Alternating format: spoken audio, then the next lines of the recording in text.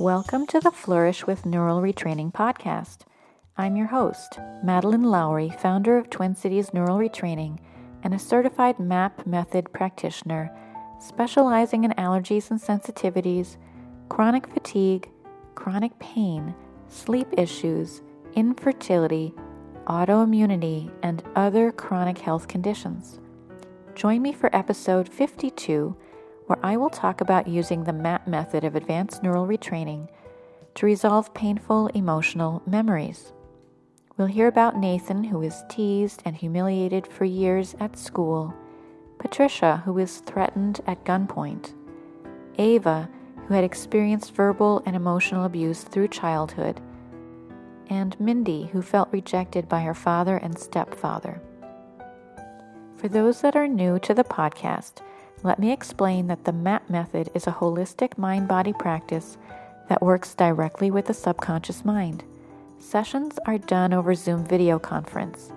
The method is easy and powerful, and the rewiring happens during the session.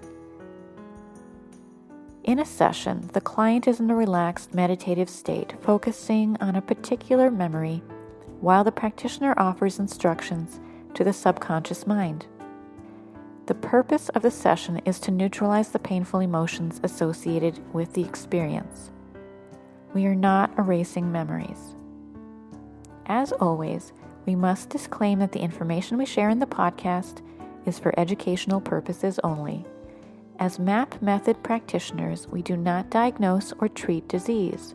Instead, we work with the person and the personality to optimize health.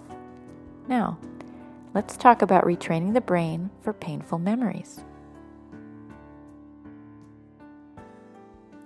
So, working with people on painful emotional memories is something that I do very frequently because the very first session that we do, the introductory session, remember everyone has to be initiated to the MAP method. That consists of watching a 15-minute video about memories and how they form the personality, then coming to the session and receiving a few preliminary instructions. This is what enables your subconscious mind to be receptive to the instructions that I give in a session, right? So the very first session, we always work with a topic that is around an emotional memory. It might be a phobia or a trigger for anxiety, or it might just be some kind of painful emotional experience you've had either recently or sometime in the past. And so, the first session is a 1-hour session, and this is the topic that I work with. What is a painful emotional memory that you would like to work with today?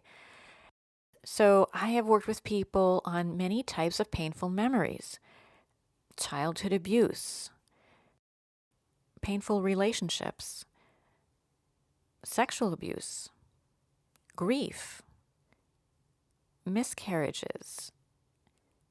Because I work with a lot of people around the topic of infertility. I work with memories around accidents, attacks, emergencies.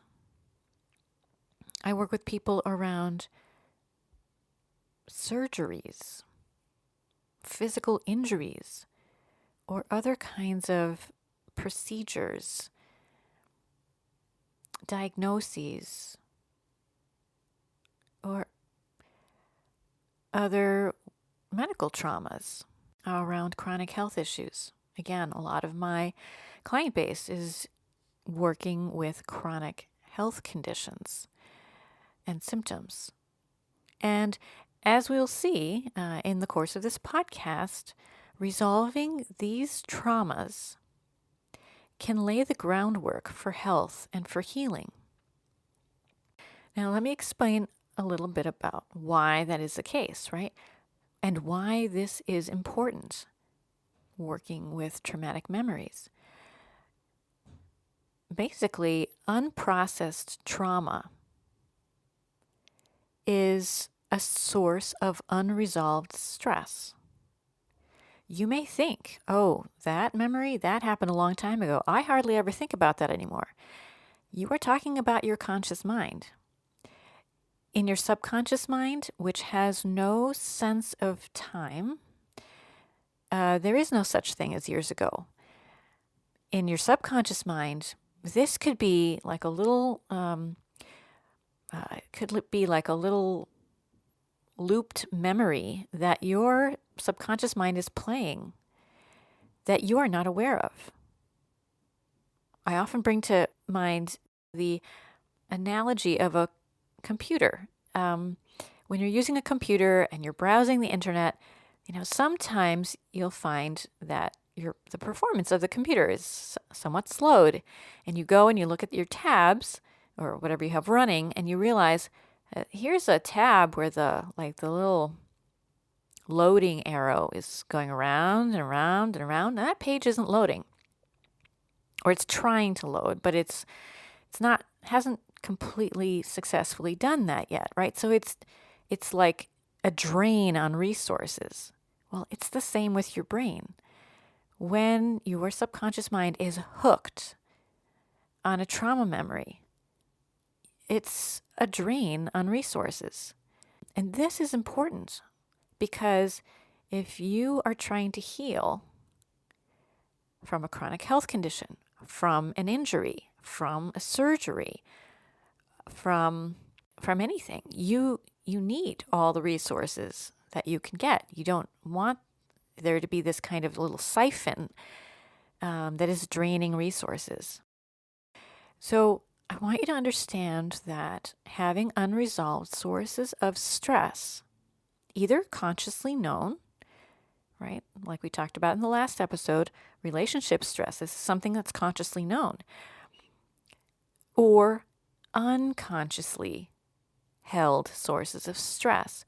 These are the things that lead to sympathetic dominance. So if you've ever had a functional medicine practitioner tell you, based on these lab tests or based on what I'm seeing, I think you are in a sympathetic dominant state. What's the problem with being in a sympathetic dominant state? That's the state we call fight, flight, or freeze. The problem is that when we're in a sympathetic dominant state, that by definition inhibits all the healing functions of the body. In other words, that is a state that is absolutely not conducive to healing. Now remember that I was trained originally as a nutritional therapy practitioner. I don't do that anymore, but I do come from that background. And in nutritional therapy, which is, you could think of it as functional nutrition, a functional nutrition approach to chronic health issues, we are taught that the body has an innate ability to heal. It does. But when the body is not healing, right, we have to ask ourselves, what are the blocks and the barriers? Now, when I was an NTP, the blocks and the barriers that we looked at were like lifestyle issues, nutrient, like diet, ability to uptake nutrients, our ability to detoxify, hormonal balance, things like that. But now that I work 100% with retraining the brain or neural retraining, I look at that topic very differently. When I'm looking for, what are the blocks and the barriers, I'm thinking, what are the stressors that are acting on us, that are keeping us in that sympathetic dominant state, fight, flight, or freeze, and keeping us from being able to optimize that innate ability to heal. So let me explain a little bit more. When the autonomic nervous system is geared up for an emergency, this is that fight, flight, or freeze state, it calls for stress hormones to be released. And that halts all restorative functions of the body. It also trots out the immune system. Think of the immune system as kind of that internal army, right? Always patrolling and trying to keep us safe against threats, bacterial, viral, fungal, or otherwise. But in this case, when the autonomic nervous system is being informed all the time because of these unconscious sources of stress, that we are in danger, even though in reality we are not, right? We're just hooked into an old trauma memory or maybe a current source of stress. The immune system is being deployed, often inappropriately, and this starts to create systemic inflammation in the gut and around the body. Also, we see that amygdala alarm system, right, as it continues to be set off, right, continues to alarm, it releases molecules of emotion. What emotions? Negative emotions like depression and anxiety. And this is also, part of the whole sequelae that we see around sympathetic dominance. So if you get one thing from this podcast episode, I want you to understand that in order to heal, we need to be in the parasympathetic mode of the autonomic nervous system. That is what is referred to as the rest, digest, and heal mode. It's like a toggle switch, right? Your autonomic nervous system is either in the one mode or the other. When it is stuck in the sympathetic mode, the fight, flight, freeze mode, then it cannot also be in rest, digest, and heal. And so when we are stuck in that stress response, you will observe there is poor digestion, right? There is poor detoxification. There is an inability to eliminate, right? Constipation, or an inability or diminished ability to sweat, right? Which is another way that we release toxins. You will observe that nutrient uptake is impaired. Hormonal balance is out of whack. So is fluid balance. Neurotransmitter production is down, and wound healing is slowed. And, this is not an exhaustive list, right? What I'm trying to tell you is that all restorative functions of the body, all restorative functions are put on hold, right? Because when we are in the stress response, we are geared up to run away from a threat, from an emergency, a life-threatening emergency. The brain doesn't know the difference between just being stressed on a conscious or subconscious level by something conceptual versus being under threat from a predator, right? Our brains have not had the opportunity to evolve to our modern lifestyle. We are still wired just like paleo man. And so this is the toggle switch that we are working with. Each and every day, we need that toggle switch to be in the parasympathetic mode for the majority of each day if we are going to be able to heal and maintain our health. So how does neural retraining address this? As you will hear in this episode, we utilize advanced neural retraining techniques in our sessions to neutralize the painful emotions, to change or replace core beliefs that are not serving us.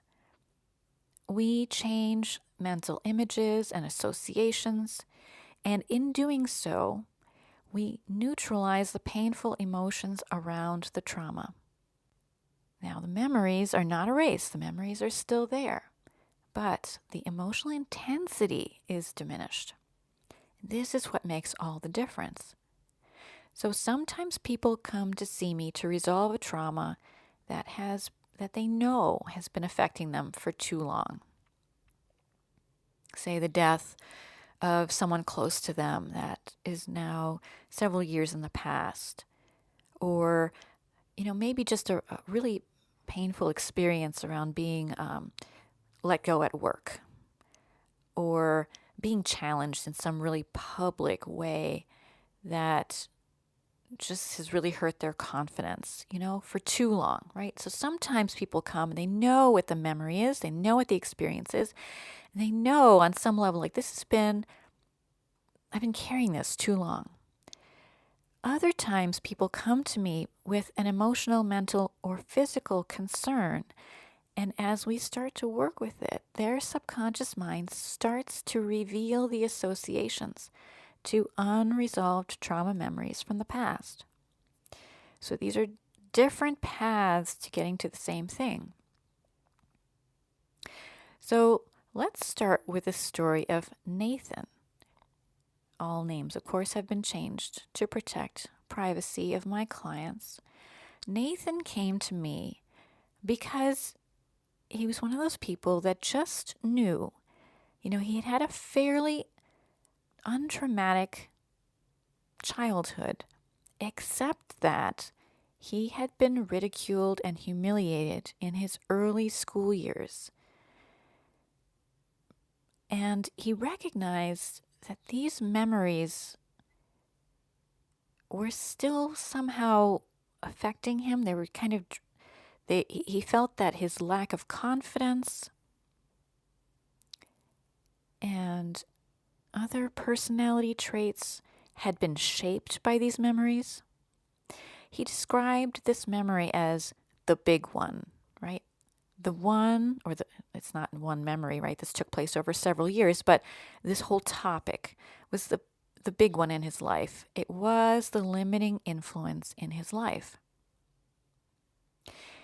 And so in our first session, we worked with this topic and neutralized the memories around that time. In addition, we reinforced what he wanted to create in his life instead, right? If these memories had contributed to a diminished experience of life, I wanted to make sure that we reinforced for him a positive, more empowering expectation or experience of life. And for him, that was to be able to feel carefree and happy, to be authentically himself, right? Fearless in being himself, and to live from a state of joy instead of fear. Now, 2 days after our session, Nathan emails me, and he was just really incredulous. I mean, I have to say he was really incredulous by the end of the session, because by the end of a 1-hour session, he could feel that the intensity around those memories, and remember, this took place over a period of years, so it's not just one memory. There are thousands of memories, right? He could feel that the emotional intensity had come down. It was very low. He could barely feel anything anymore. He felt pretty neutral by the end of a 1-hour session. He kept saying to me, "Is this going to last?" And so 2 days after our session, he emailed me because he wanted me to know that it had lasted at least these 2 days, right? And so he says, "I'm still left with memories of it all," right? We're not erasing the memories, but they are a very watered down version of them. I've tried to go back there and really focus on what those feelings were, but I can't feel them. I'm at a loss for words. I could go on about the effects, but all I can say is that I am calmer, kinder to myself, and the reactive moments are farther apart. I cannot thank you enough. Practically, in a matter of an hour, what I have been carrying around for so long no longer has any weight anymore. It's truly remarkable. And I thank Nathan for sending me that email. Very sweet. In fact, it was the inspiration for this episode. So thank you, Nathan. I do hear this all the time, of course. But, it is so important that people understand that how much can be accomplished in one 1-hour session. Now, is it always this fast? It really depends. He resolved a long-term pattern in just one session. But for another person, it could take more than one session, right? It's very dependent on the person, how receptive they are to the instructions. Remember, your brain is rewiring itself. Your brain decides the pace. Your brain decides how much is safe for you to do today. And it also depends on how ready the person is to let it go. So, what I want you to notice about this story is that the effects for Nathan were not only emotional, but also mental and behavioral, right? He says, I'm kinder to myself. The reactive moments are farther apart. He's feeling less triggered. So I want you to understand that we're not just changing the emotional signature of the memory. We are changing the responses motivated by those memories to any related triggers. That is because all behaviors, emotional, mental, and physiological, are created based on memories from past experiences. They're based on an accumulation of memories from past experiences. And that may become clearer to you as you listen to the rest of this episode. And it will become even clearer to you when you've had a couple of map sessions. And now let's talk about Patricia. Patricia came to me because she had recently had a car accident. Someone had hit her. And when they pulled over to the side of the road to exchange insurance information, things went very wrong. The driver of the car that hit her became extremely agitated and pulled a gun on her. And she froze. Now, this is an extreme trauma. It was very recent. So unlike Nathan, this wasn't years ago. This was very recent. And it was causing an extreme amount of stress for her. She had an inability to concentrate. She was suffering from insomnia and waking at night with a particular fear dream based on this incident. And she just was having a severe anxiety. She rated her level of shock and fear around the events of the car accident at about an 8 or 9. And so we started to work with that memory. This is her first session. She was willing to work with that memory.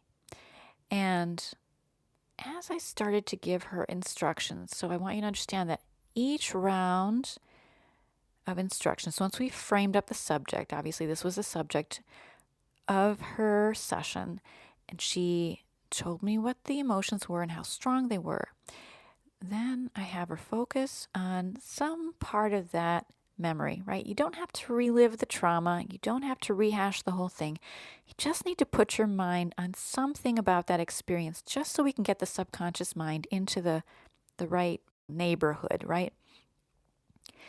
So as she started to focus on that memory, and I gave her subconscious mind some instructions, other memories started to come up for her.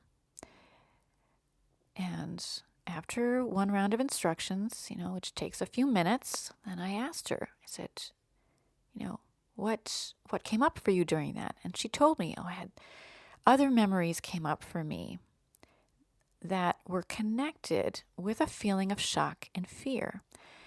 there was a scary incident with a former boyfriend. There were fights that she had witnessed at home with her parents. And when we neutralize the shock and the fear around those memories, then when I had her focus on the original memory, the night of the car accident, her level of shock and fear had reduced to a 0 or a 1. So we rate everything on a scale of 0 to 10, 10 being the most intense. So recall, at the beginning of the session, her level of shock and fear were an 8 or a 9 out of 10. For most people, they think, well, that seems pretty appropriate to me given what happened to her.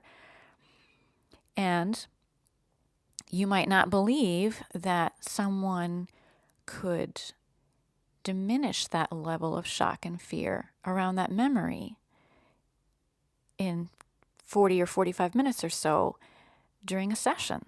But that is what happened.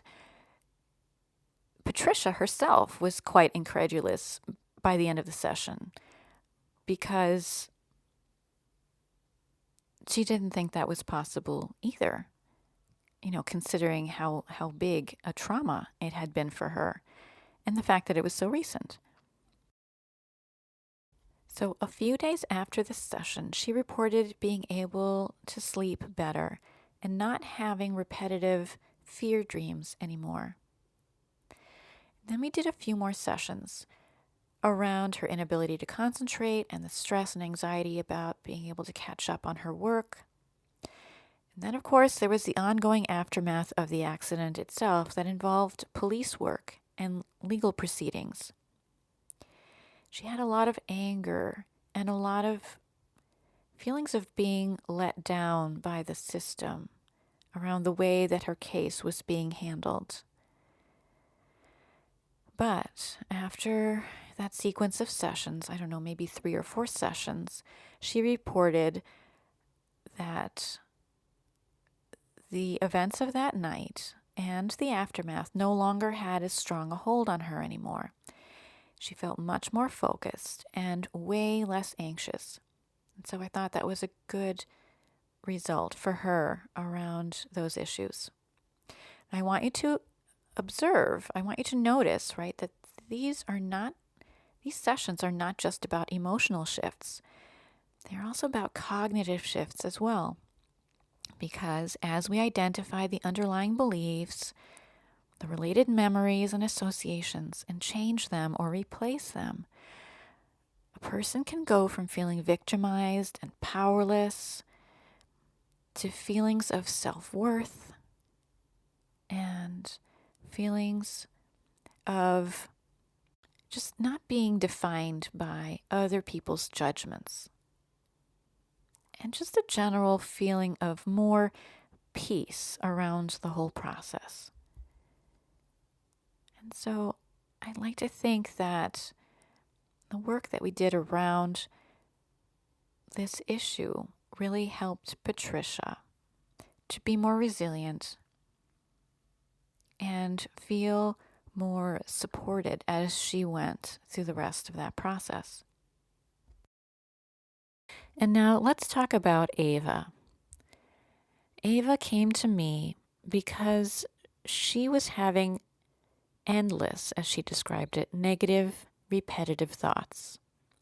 She found that she was easily upset by small things going wrong during the day, and she really felt limited by these patterns. As we started to work together and work with particular memories of how of these negative repetitive thoughts and examples of where something small had gone wrong, or maybe she'd received a comment that felt like a criticism and kind of sent her over the edge, right?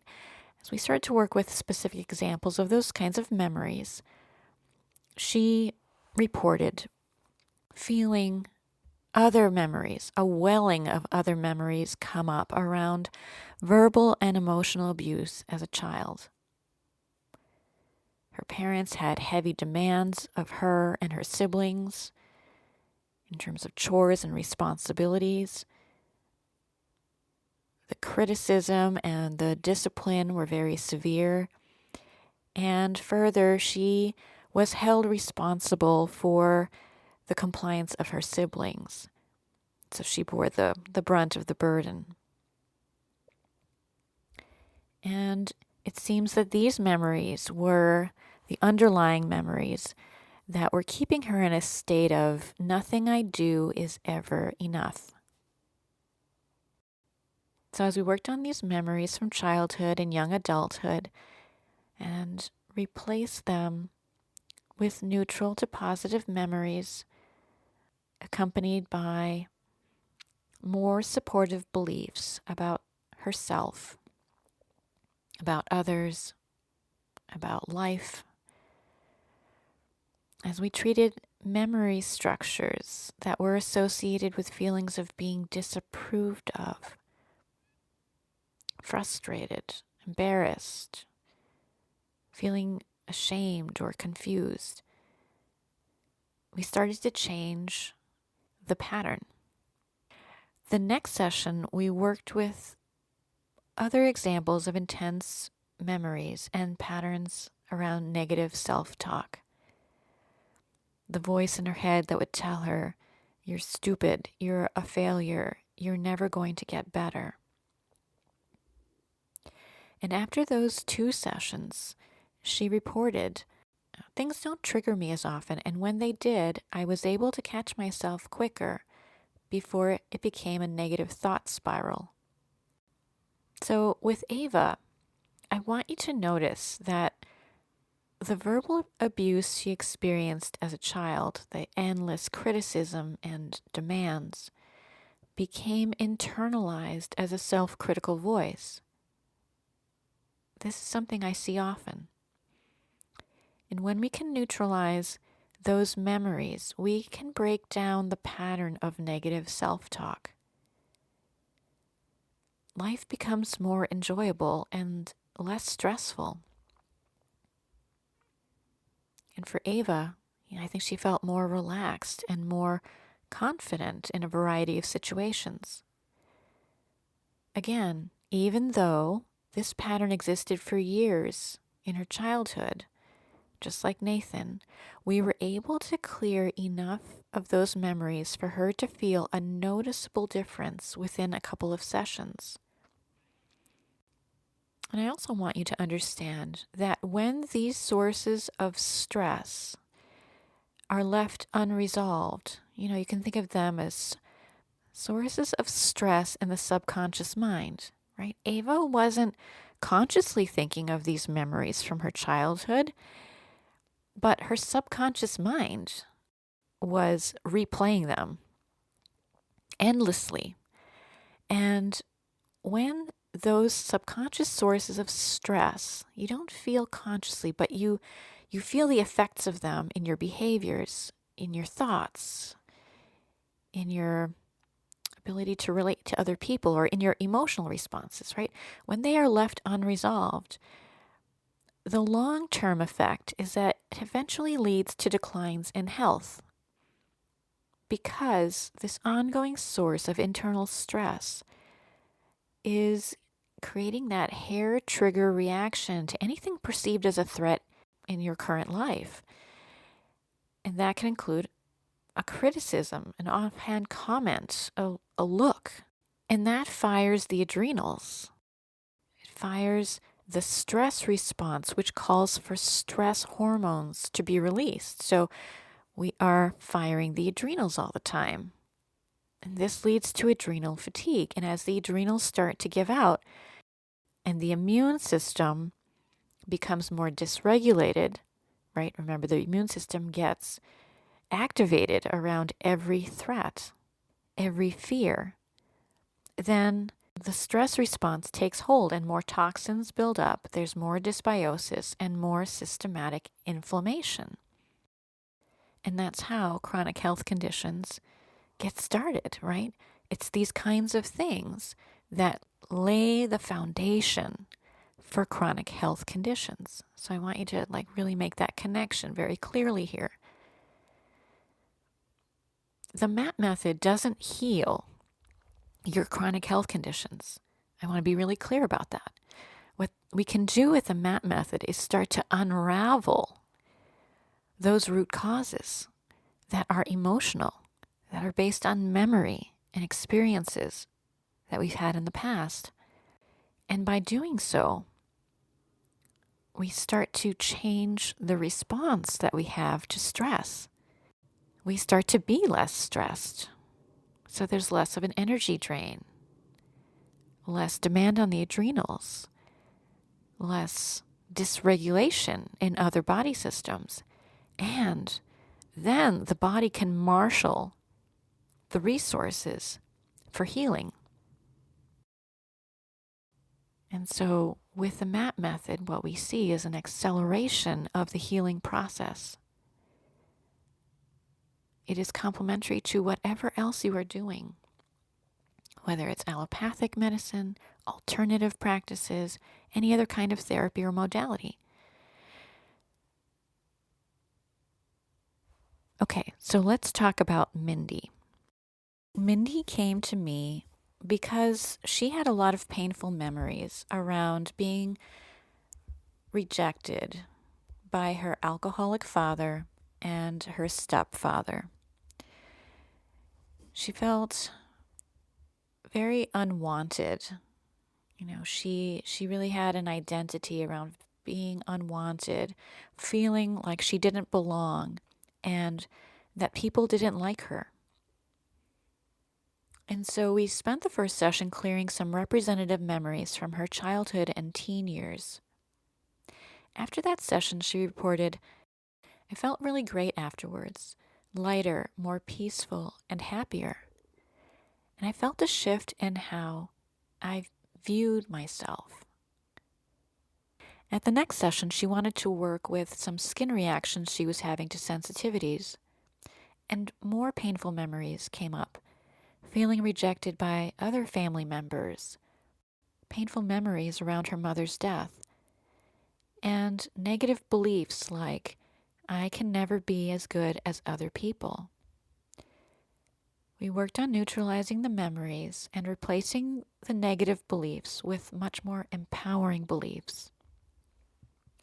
After the second session, she reported, "Although I felt more depressed that day and the next, I did notice fewer rashes and bumps after eating, and I noticed that I wasn't as stressed when meeting new people." So I want you to know that mood changes can happen after a session, right? Because sometimes clearing painful memories just brings other things bubbling up to the surface. We do provide resources for you to work with between sessions. This includes a simple MAP instruction that you can use on yourself and a set of MAP audio files.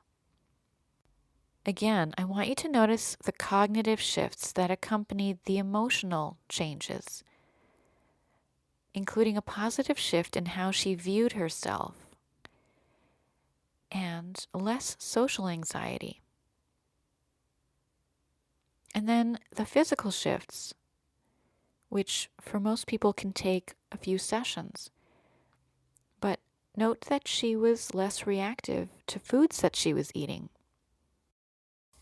So let's recap what we learned from these client stories in this episode. First, we learned how painful memories, or what we call trauma, can shape the personality, as they did for Nathan.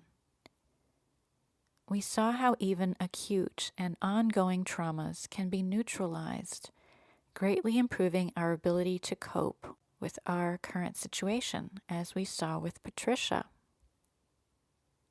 We also saw how childhood abuse patterns can create a self-critical voice that we carry around in our head later in life, creating an internal source of stress that can degrade our health.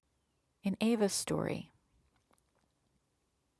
And in Mindy's story, we learned how clearing memories around rejection can relieve social anxiety and even clear up physical symptoms like rashes. So, what I hope that you got from all of this is that we can change long-term memories and the beliefs, behaviors, and personality traits and emotional responses that are associated. Remember, all behaviors, emotional, mental, or physiological, are based on memories of previous experiences. The more intense the memory, the more influence it has over our behaviors and our responses. And I hope that you saw that in just a few sessions, we can clear significant internal sources of stress that will help to quell the stress response that could be inhibiting your ability to heal. So, if you're inspired to give it a try yourself, please hop on over to the website, mindremapforhealth.com, and schedule a 1-hour introductory session. Thanks for listening, and I hope you found these stories helpful.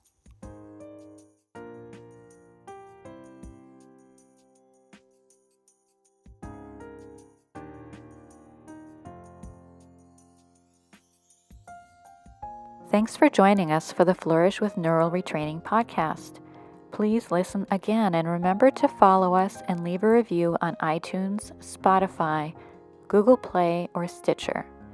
To learn more about health applications of the MAP method of advanced neural retraining, visit our website, mindremapforhealth.com.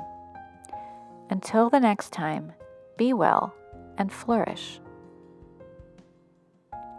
Content of this podcast copyright 2022 by Twin Cities Neural Retraining. Music by Barbara Ben.